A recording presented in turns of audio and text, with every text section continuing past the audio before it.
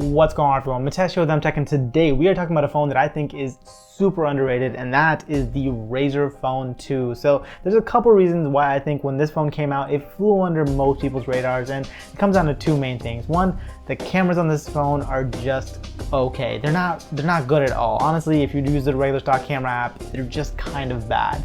And two, the price for this phone was $800 at launch, which compared to the competition that was out there, which was giving you basically everything you could ever want for that price, it was really kind of hard to recommend the Razer Phone 2 for most normal people unless you were a very serious gamer. So for those reasons, I think this phone flew, under the radar for most people, but in 2019, the price of this phone has come down to just $500. So at that price point, I actually think that this is definitely worth considering for a lot of you out there. Even if you're not a huge gamer, this phone has a few features that everyone would want. So in this video, I'm going to be telling you guys all about the cool features of this phone and some of the reasons why you may want to consider it and some of the reasons why you may still want to skip out on it. So without further ado, let's get started. All right, so to start off with the reasons that I think this phone is underrated, number one is the display. So the display on this is sadly LCD versus OLED, but there's one key thing about this display that no other smartphone has, and that is the fact that this is a 120 Hertz display. So this thing is double the refresh rate of a normal phone, which are all 60 Hertz, and it really shows whenever you're doing anything on display. So even something as simple as like just pulling down a notification shade is just so much smoother on this display than any other display. When you're reading an article and you're scrolling down, you can continue to see, like the words won't get blurry as you're scrolling down, and it's really something that's hard to describe to somebody who's not seen it themselves, but it really does make a difference. This is my first 120 Hertz display smartphone, and seriously, I could tell the difference right away with this thing. So for those of you guys who haven't actually seen one of these things in display, like I said, it's just really hard to describe and really hard to show on camera, but definitely worth checking out. If you guys can go to a store and check out this phone, or check out like the OnePlus 7 Pro, which has a 90 Hertz display, definitely worth doing. Now there's a couple things that I don't like about this display. I already mentioned the fact that it's an LCD display versus OLED, which I really like OLED displays, but this LCD display is still a really good one. The colors are really accurate, they really pop, and it gets plenty bright. So I don't really have too many complaints about the display technology itself, but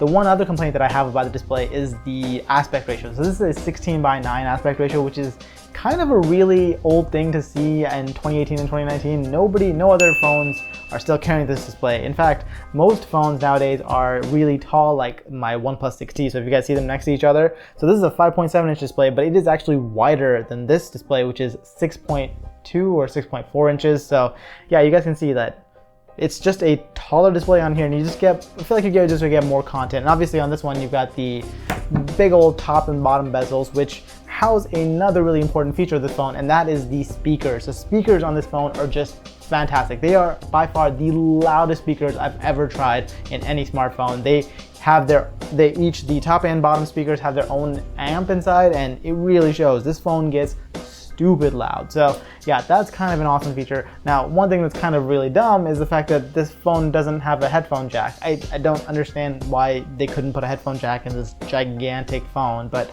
they decided not to. Instead, you get a dongle to use it with the USB-C, which I hate dongles. Seriously, I've actually started using my Pixel 3a way more because it has a headphone jack. But yeah, it's something that is lacking, which once again, this is a gaming phone, so I'm a little surprised they don't have it, because games just sound better through headphones than they do through speakers. So it would have been nice to see, but it's not there. Another cool thing about this phone is the logo on the back. So this logo is actually an LED indicator, so it will light up. You can change colors based on what notification you get, or you could just have it light up all the time if you just want to do that. It will waste some battery, but hey, if you're into that lifestyle, go for it. But the cool thing is, if you have this face down on your desk or something, it will light up whenever you get a notification. So that's pretty awesome. Another nice thing to know about this is that it does actually have a fingerprint reader, although it's not in the back and it's not in the front. You guys can see it's actually side mounted into the power button. So when you just push the power button with the finger that you have registered, you'll just go ahead and automatically log you in. I kind of like this. It's not like, I will say I'm not a big fan of the fact that the power button does have to be kind of flush with the case, so that's a little harder to find, but it does work really well. So as you guys can see, I just hit the power button, just keep my thumb there for like a second longer, and it will just log me in without me having to do anything. Whereas if I do it with another finger, it won't log me in. So yeah, it works really well. The side mounted fingerprint reader, I think it's a good placement. It's not, you're really making a compromise with it, but It's really not bad at all. The volume up and down buttons on the other side, I'm not a big fan of the rounded buttons, but I mean, they work fine. They're metal, they work fine. I have really no complaints about them whatsoever. And of course, since this is a flagship phone from last year, it's rocking all of the latest and greatest specs. So it's got the Snapdragon 845, the 8GB of RAM, 64GB of storage, which seems a little low, but you do have micro SD card expandability, so you know, plenty of space to put all the games you would ever want on this phone. Really not a problem there. So yeah, overall, this is actually a pretty clean package. The Snapdragon 845 isn't the latest and greatest because there is the 855 now, but it will run any of the games you want at 120 frames per second with no problems whatsoever. And gaming on this phone is a real delight. So whenever I get onto gaming, like everything just feels smoother on this. Like I really didn't expect it. Like I saw it in the animations and stuff, but I didn't really expect it in games, but it really does make a big difference in the games too. So yeah, those are the things that are actually great about this that I think people are just not considering when they're, you know, looking at smartphones. But some of the things that you need to know especially are the cameras. So the cameras have not gotten much better. They have maybe gotten a little bit better through software updates. I don't know, I just got this phone now, so it's really hard for me to say, but the cameras are pretty terrible. But you can of course fix this. This is Android. You can find a Gcam mod for this, which I did. I will be showing, I'll go ahead and throw up some pictures so you guys can see the difference between the regular camera and the Gcam mod on this. So yeah, you guys can see for yourself, the Gcam mod does make a big difference on this, but you know, the camera is still what the camera is. It's not going to produce the same quality of images as the Pixel 3a, but it is salvageable, especially with that Gcam mod.